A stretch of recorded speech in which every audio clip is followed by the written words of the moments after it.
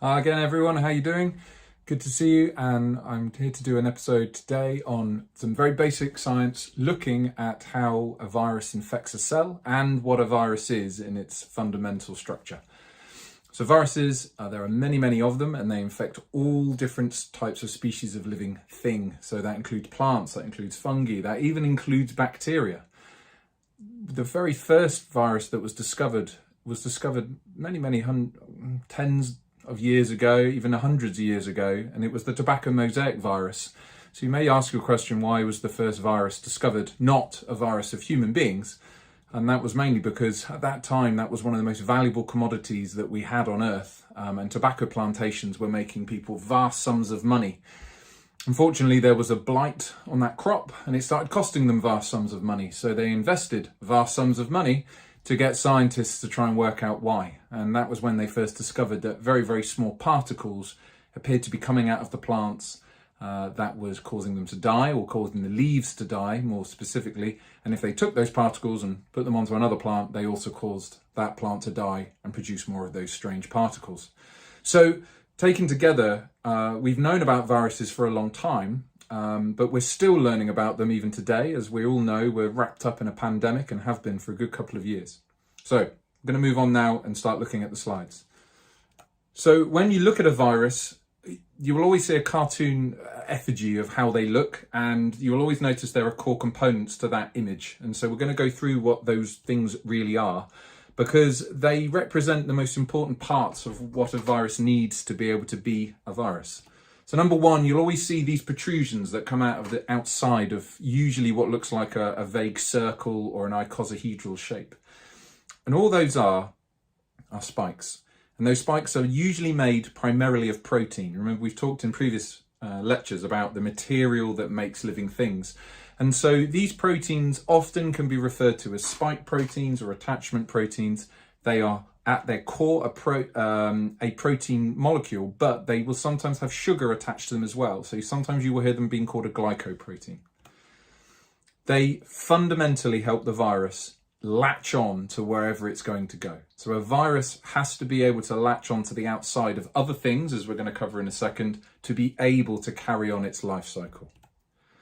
The next thing you'll usually see is some sort of outer layer, usually the layer that these spikes are sticking in. And commonly, but not all the time, not exclusively, you will find that that will be an envelope, and it's normally made just of fat. So it's called a lipid envelope.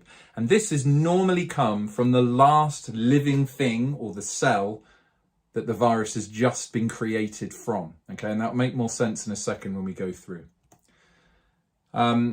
The next thing that you have is inside that lipid, you normally have another shell. And that shell again is made of protein, and it's normally called a capsid or a nucleocapsid.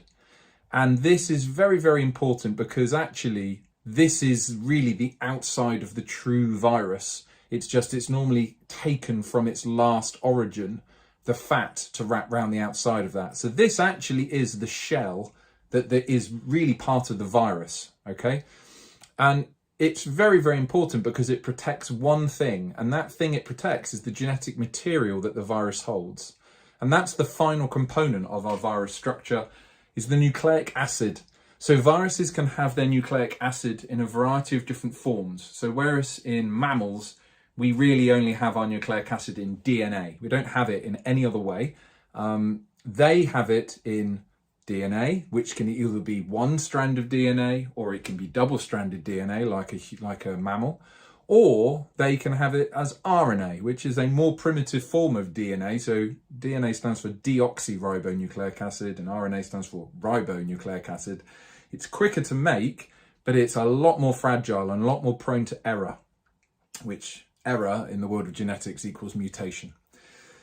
So they can have single-stranded or double-stranded RNA or DNA, and they use that to be able to know how to make the nucleocapsid shell and to also make that spike protein.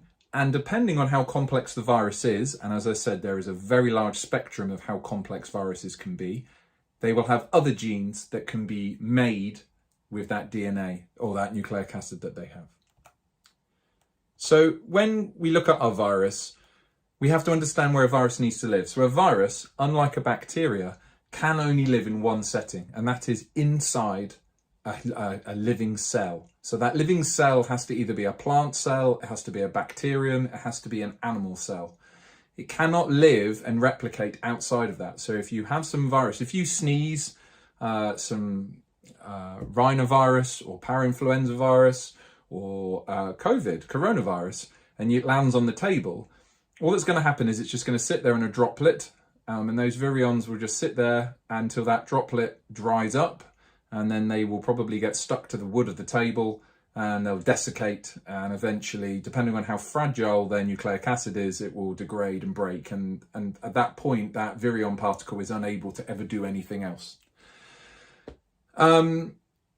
But it has to get inside a cell, because once it gets inside a cell, that means it's able to produce more of itself. Remember, our key mantra of all living things, or things that are evolved in biology, is they want to pass on their genetic material to their offspring. And a virus is no different. I guess the difference is it has no other luxuries to its life. It doesn't read poetry, it doesn't go to the nightclubs, it doesn't frolic in a field, it doesn't swim in the sea. It just replicates itself over and over again, okay? That's the most basic thing that living things do. It has to live inside a cell, and I've put a cell on this picture, but you have to also remember about sizes here. So even though I've put these two images on the screen, in reality, that's the size difference that we're talking about. Viruses are tiny. So we usually look at cells in the micrometer level of scale, and if we look at viruses, we're looking at the nanometer scale. So we're looking at 1,000 times difference compared to a cell to a virus. So they are very small. Now, for the purposes of the illustration, I'm going to have to make this a little bit bigger, otherwise you're not going to be able to see what it does. So you can see this virion particle in the diagram, but just be sort of understanding here that that is probably at least 100 times larger than it would normally be. So our virus will drift. Okay, it does not move. It doesn't have a way of following a chemical gradient. It cannot follow a trail. It doesn't have a flagella that can make it beat or any legs or anything like that. It's going to drift through in fluid.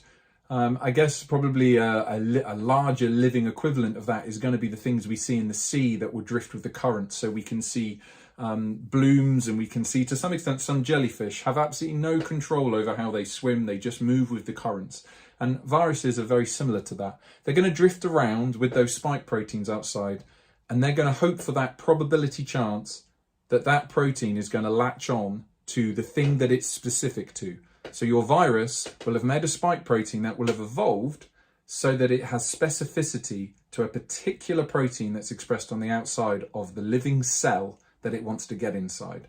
So if we take HIV virus, for instance, it has evolved to have a protein that will be able to stick to the CD4 molecule of a T cell. And that's why it is specific towards T cells in the body. Once it manages to latch onto that, it's going to allow that virus to get through into the membrane. Now, your membrane of most cells is made with a fat layer. And if you know anything about the chemistry of how things dissolve into each other, if you've got something that's made of fat, it will not allow things such as water to dissolve through it. It will only allow other things that are of a chemical nature that's similar to fat. So now we're in a very useful place, because our virus has got this nice fat envelope around the outside of it. So now that fat envelope can effectively dissolve into the cell membrane, and that's going to allow our virus to be able to go in and push through and get that nucleocapsid and that nucleic acid now inside our cell.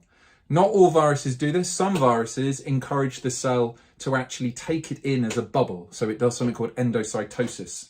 And so those viruses have evolved to be able to get inside and again allow the uncoating of the virus, so that eventually what we're going to end up with is a nucleic acid being free inside that cell cytoplasm, so that it can travel towards the nucleus.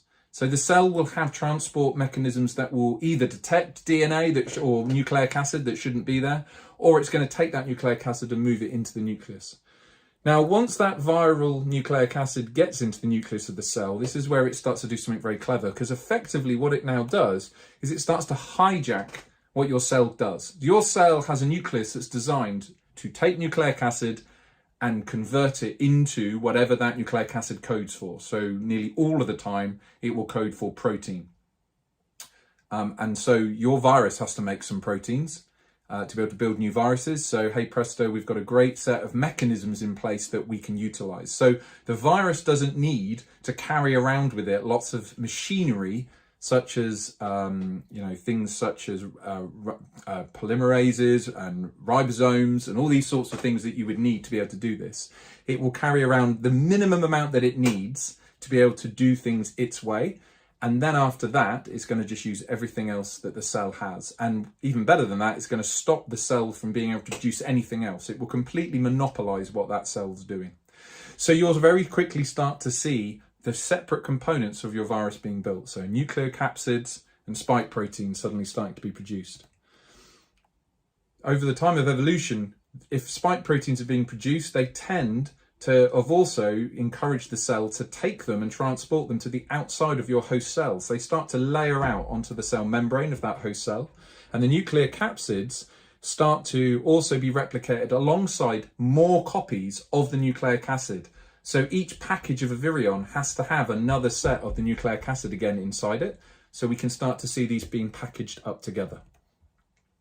Your nucleic acid and your nucleocapsid are now going to get in together and be fitted. And they're going to want to leave the cell now. You're going to want to see this new virion leave its cell and go out to infect another cell. And so very slowly what you will start to see is you will start to see it moving out of the membrane, and it's going to take a piece of that cellular membrane with it. And by doing that, will now have a nice coating of its spike proteins that's going to remove itself again. So as you can see, this life cycle of your virus is very effective at repeatedly producing a new virus that moves on and just repeats itself over and over again. The problem for your cell is, as it starts to do this over and over again, it really starts to ravage the cellular machinery. It starts to really damage the cellular membrane. You've got to remember that this cell is going to be expressing lots of viral spike proteins on the outside of it. So if it's in close proximity to neighboring cells of the same type, if they've got the protein on its outside that's natural to the cell, which the virus used to attach in the first place, then you're now going to start seeing the binding of the viral protein and the host cell protein together. And we start to get something called syncytia formation and giant cell formation, which is where lots of these cells start to bind together. And that can really disrupt cell layers, and it can disrupt cell populations. And a lot of that can contribute to the pathology that you see when a virus infects someone. Okay. That's all it is. It's very short, but this is a nice fundamental lecture to help build on some of the other immunology lectures that I'm going to be doing later. Please do the usual things you have to do when you watch things on YouTube. You have to like, and you have to subscribe, and you have to write comments. Please do all of those things, and I look forward to seeing you next time. Thank you very much.